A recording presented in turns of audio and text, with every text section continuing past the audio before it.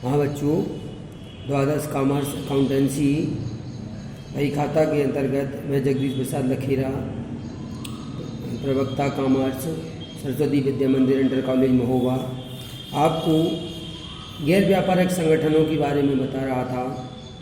इसके अंतर्गत इसमें बनाए जाने वाले खाते बताए जा रहे थे आपको, जिसमें आपको पहला खाता प्राप्ति एवं भुगतान खाता बनाना मैंने बता दिया है, और मैंने दूसरा खाता आय और व्यय खाता इनकम एंड एक्सपेंडिचर अकाउंट का प्रोफार्मा आपको बना दिया, उसका नमूना बता दिया था पिछली वीडियो में।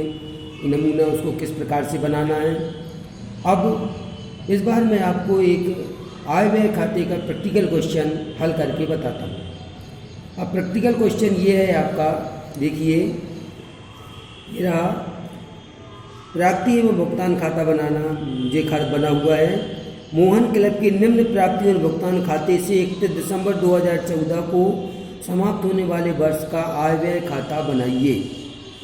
प्राप्ति भुगतान खाता ये बना हुआ है, रोकड़ से 550, चंदा उसके 450 रुपये आई, प्रवेश शुल्क आया 900 रुपया, विनियोग पर ब्याज मिला 120 रुपया, विविध प्राप्तियाँ हुई 240 रुपया। अब भुगतान में उसने सामान्य व्यय दिए 228 रुपये के, वेतन दिया 210 रुपये, फर्नीचर दिया 1000 रुपये, किराया दिया है 112 रुपये, विनियोग दिए है 310 रुपये के, और रोकड़ शेष जो लास्ट में बची वो 400 रुपया है। अब इसके बाद इसने कुछ समायोजनाएँ दी हैं।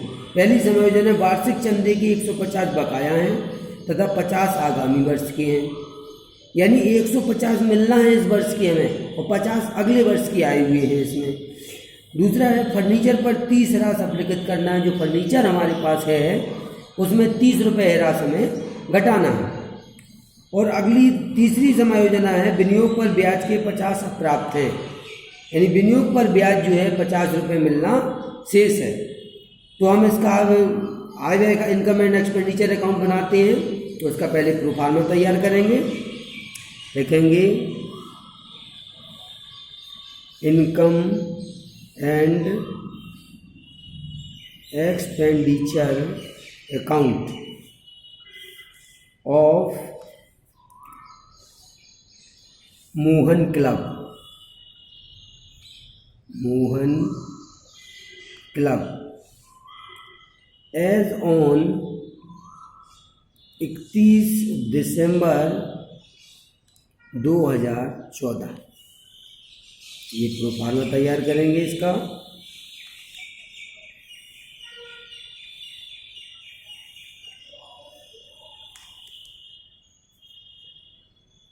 बाईं ओर डेबिट, दाईं ओर क्रेडिट, और दाईं ओर आएगा आपका एक्सपेंडिचर अमाउंट, और बाईं ओर आएगा आपका इनकम अमाउंट।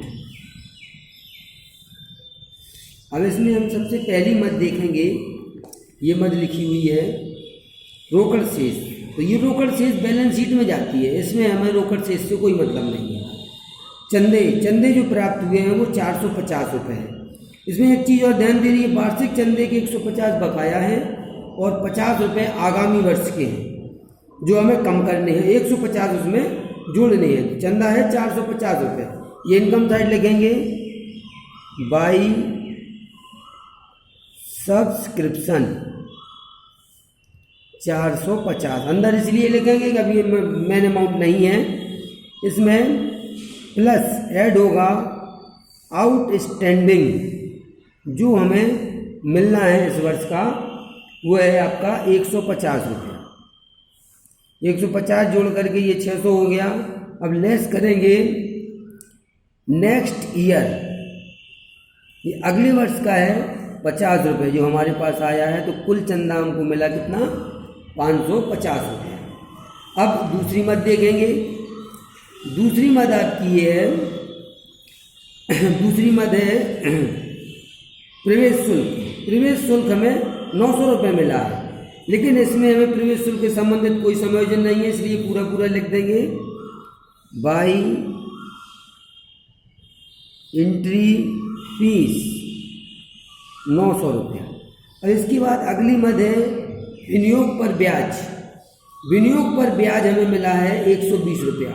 इसकी समायोजन है विनियोगों पर ब्याज 50 रुपये अप्राप्त है, तो ये जुड़ना है। यहाँ पर लिखेंगे बाई इंटरेस्ट ऑन इन्वेस्टमेंट, ये है आपका 120 रुपये हमें मिला है। प्लस इसमें ऐड करेंगे आउटस्टैंडिंग एक्यूर्ड। एक्यूर्ड कहलाता है ACCRUED, ACCRUED एक्रूड। एक्रूड साफ साफ लिख ही देता हूँ, ACCRUED एक्रूड है 50 रुपये। एक्रूड मतलब अप्राप्त कहलाता है। ये 170 रुपये हो गया। अब ये 170 रुपये हो गया। और इसके बाद अगली मद है आपकी विविध प्राप्तियाँ, 240 रुपये की हैं। इसमें भी कोई समायोजन नहीं है, इसलिए यहाँ पर लिखेंगे बाई मिसलेनियस रिसीप्ट, ये आपकी हैं 240 रुपये की। अब आया भुगतान साइड में। भुगतान साइड में देखेंगे हम सामान्य व्यय 228 रुपया। सामान्य व्यय की कोई समायोजन नहीं है, इसलिए सीधे लिखेंगे टू जनरल एक्सपेंसेस, ये है आपका 228 रुपया। अब इसके बाद अगली मद है आपकी वेतन। वेतन हमने दिया है 210 रुपये। इसमें वेतन से संबंधित कोई समायोजन नहीं है, इसलिए सीधा सीधा लिख देंगे बाई सैलरी 210 रुपया। अगली मद है आपकी फर्नीचर। फर्नीचर है 1000 रुपये का। ठीक है, तो ये पुनः खर्च है ना आमदनी है, इसको नहीं लिखा जाएगा। किराया, किराया है आपका 112 रुपये, ये खर्च है, तो किराए में कोई समायोजन तो है नहीं है। टू रेंट, रेंट है 112 रुपया। अब आया इसके बाद अगली मद है आपकी, अगली मद आई विनियोग। विनियोग भी यहाँ इसमें नहीं लिखा जाएगा क्योंकि ये हमारी संपत्ति है। रोकड़ शेष ये भी नहीं लिखा जाएगा। अब हम समायोजनाओं में जाएंगे कि कोई समायोजन रह तो नहीं गई है। वार्षिक चंदे की 150 लग गए, 50 आगामी वर्ष के घटा दिए। फर्नीचर पर 30 रुपये ह्रास अपलिखित करना है, तो ये लिखने से रह गया है फर्नीचर पर ह्रास 30 रुपये। टू डिप्रीसिएशन ऑन फर्नीचर 30 रुपये। बस अब सारी मदें हो चुकी हैं, कोई मद हमें नहीं लिखनी है। ठीक, अब हम इसका टोटल करेंगे। टोटल करने के लिए पहले दोनों तरफ का टोटल करेंगे। रफ में लिखेंगे हम 8 और 2 10, हसलाई 1, 3 और 1 4 2, 3 और 1 4 1 5 और 3 8, 8 और 2 2 2 4 1 5, 580 हुआ आपका डेबिट का। इस तरफ देखेंगे 0 5 7 5 12 4 16, हसलाई 1, 6 9 6 15 1 16 2 18, इस तरफ हुआ 1860 रुपया। ठीक, तो ये 1860 जो ज़्यादा है वो दोनों को लिख दिया जाएगा, 1860 1860। अब इसके बाद 1860 लिखने के बाद इस तरफ का टोटल में से हम 580 में से वो घटाएंगे। 0 16 में से 8 गई 8, 7 में से 5 गई 2, 1280 रुपया। ये हमारा 1280 रुपये आमदनी ज़्यादा है। तो यहाँ पर हमने जो बताया था उस सरप्लस लिखते हैं, to surplus of income on expenditure, ये आपका आया 1280 रुपये। इसका टोटल बराबर हो गया। तो इस प्रकार से हमें ये इनकम एंड एक्सपेंडिचर अकाउंट बनाना है। तो आपकी समझ में आ गया होगा। ठीक, इनकम एंड एक्सपेंडिचर अकाउंट किस प्रकार से बनाना है, तो आप अपनी नोटबुक से देख करके और आगे प्रैक्टिस करें, जिससे कि आपसे ये क्वेश्चन अच्छी तरह से बनने लगे।